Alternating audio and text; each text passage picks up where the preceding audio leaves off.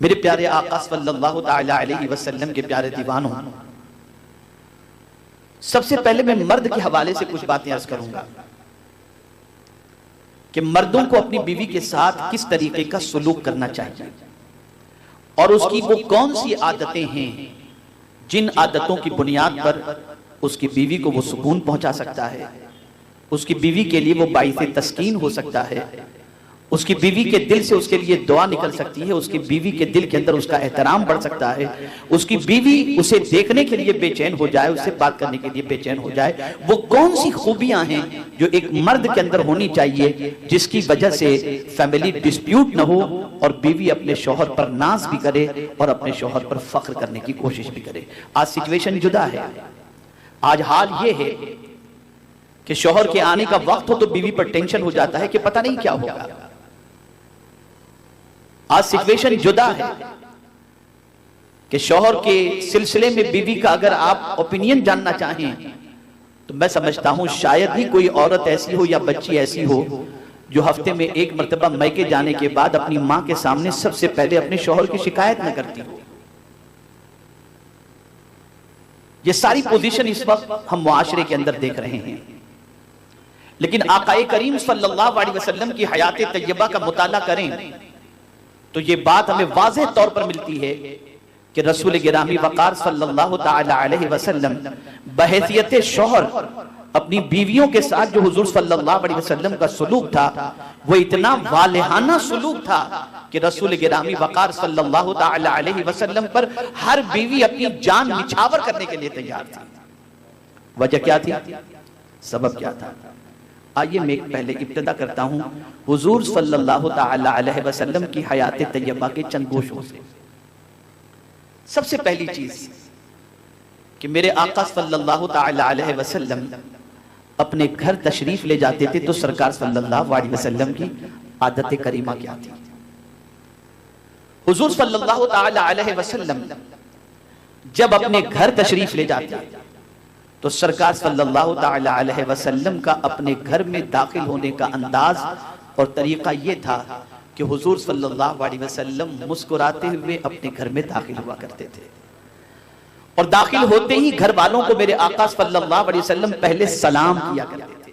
یہ آقا کریم صلی اللہ علیہ وسلم کی عادت کریمہ تھی۔ کبھی بھی سرکار صلی اللہ تعالی علیہ وسلم اپنے گھر جب تشریف لے گئے تو ٹینشن کے اندر منہ جو ہے وہ ایک دم منہ پر جلال کی کیفیت ہو، اس طرح سے حضور صلی اللہ علیہ وسلم گھر میں تشریف نہیں لے جاتے، بلکہ سرکار صلی اللہ علیہ وسلم جب بھی تشریف لے جاتے تھے گھر والوں کو سلام کرتے اور مسکراتے ہوئے آقا کریم صلی اللہ علیہ وسلم اپنے گھر میں داخل ہوا کرتے۔ اور گھر میں داخل ہونے کے بعد سرکار صلی اللہ علیہ وسلم کیا کرتے؟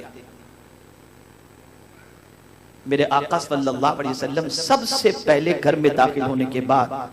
دن بھر کی مصروفیت کے بعد جب رات میں گھر میں داخل ہوتے تو آقا کریم صلی اللہ علیہ وسلم پہلے مسواک کر لیا کرتے۔ اب آج ہم دیکھتے ہیں گٹکے کے شوقین،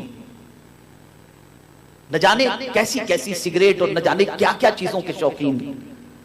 گھر میں جب داخل ہوتے ہیں تو منہ سے بدبو آتی ہوتی ہے،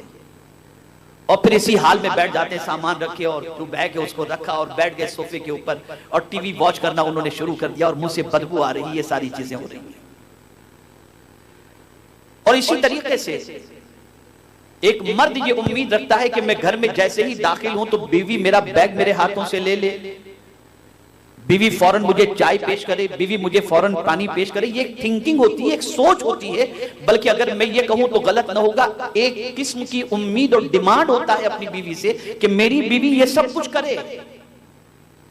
لیکن ام المؤمنین حضرت عائشہ صدیقہ رضی اللہ تعالی عنہ سے پوچھا گیا کہ آقا کریم صلی اللہ تعالی علیہ وسلم جب گھر میں داخل ہوتے تو سرکار صلی اللہ علیہ وسلم کی عادت کریمہ کیا تھی؟ تو فرماتی ہیں کہ حضور صلی اللہ علیہ وسلم گھر میں جب انٹر ہوتے تو حاکمانہ انداز سے گفتگو نہیں فرماتے تھے، آرڈر نہیں کرتے تھے، بلکہ سرکار اپنا کام خود اپنے ہاتھوں سے انجام دے دیا کرتے تھے۔ اب آپ مجھے بتائیں کہ بیوی کسی کام میں مصروف ہے، آپ انٹر ہوئے، اس کے ہاتھ کسی کام کی وجہ سے گندے ہیں، وہ آپ کو پانی پیش نہ کر سکی، آپ کو چائے کا نہ پوچھ سکی بالفرض،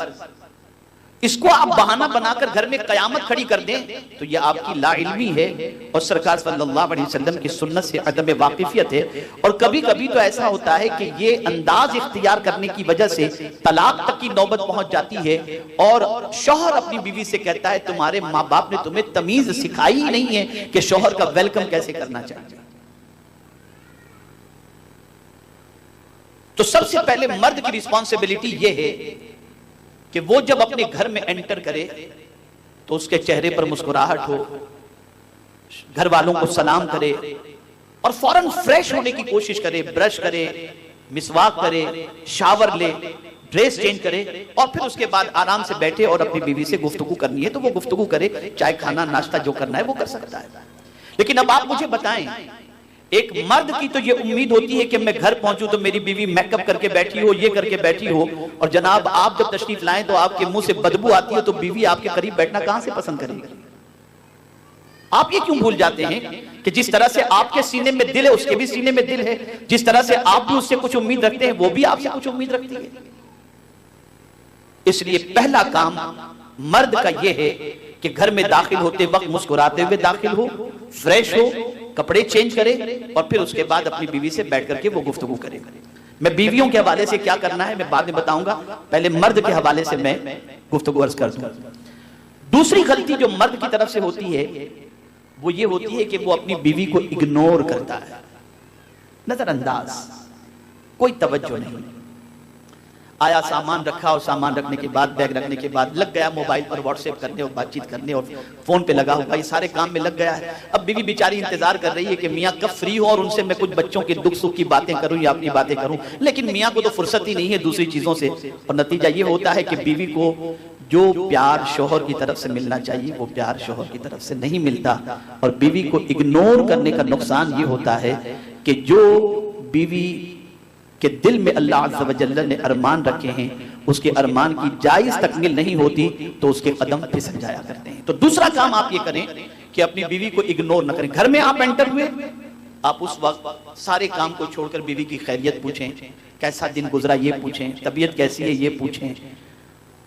حال احوال پوچھیں. تھوڑا سا وقت آپ اس کے ساتھ اسپینڈ کریں اور ساری چیزوں کو پوچھنے کے بعد اگر کوئی ضروری آپ کا کام ہے اور کوئی ضروری بات کچھ کرنی ہے تو کسی سے آپ اپنی بیوی سے کہیں اگر تم کہو تو میں تھوڑی دیر خاص کام ہے میں کچھ فون کر لوں، اور ادروائز آپ کہیں گے تو وہ انکار نہیں کرے گی لیکن اس کا دل رہ جائے گا کہ میرے شوہر نے مجھے اگنور نہیں کیا. یہ بظاہر چھوٹی چیز ہے لیکن حقیقت میں یہ ہے کہ ایک فیملی لائف کو اسٹرانگ کرنے کے لیے، شادی شدہ زندگی کو مضبوط کرنے کے لیے یہ بہت ہی اہم چیز ہے. اس کے بغیر ایک شادی شدہ زندگی سکون والی نہیں ہو سکتی. تو اپنی بیوی کو اگنور نہ کریں، اپنی بیوی کو نظر انداز نہ کریں. اور اگر کبھی یہ بھی دیکھا گیا کہ شوہر گھر میں انٹر ہوا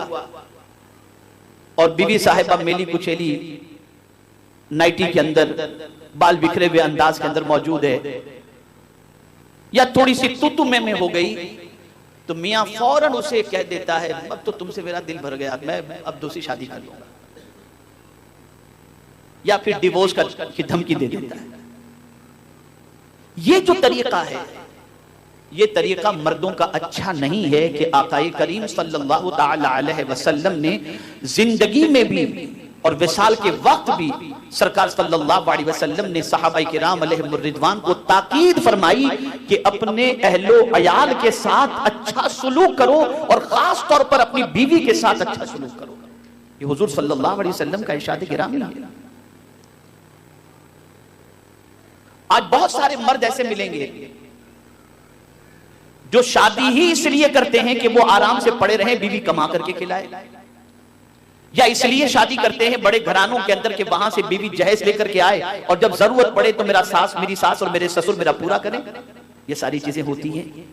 یہ اچھے مردوں کی علامت نہیں ہے. مرد وہ جو اپنے بیوی بچوں کی کفالت کا ذمہ لے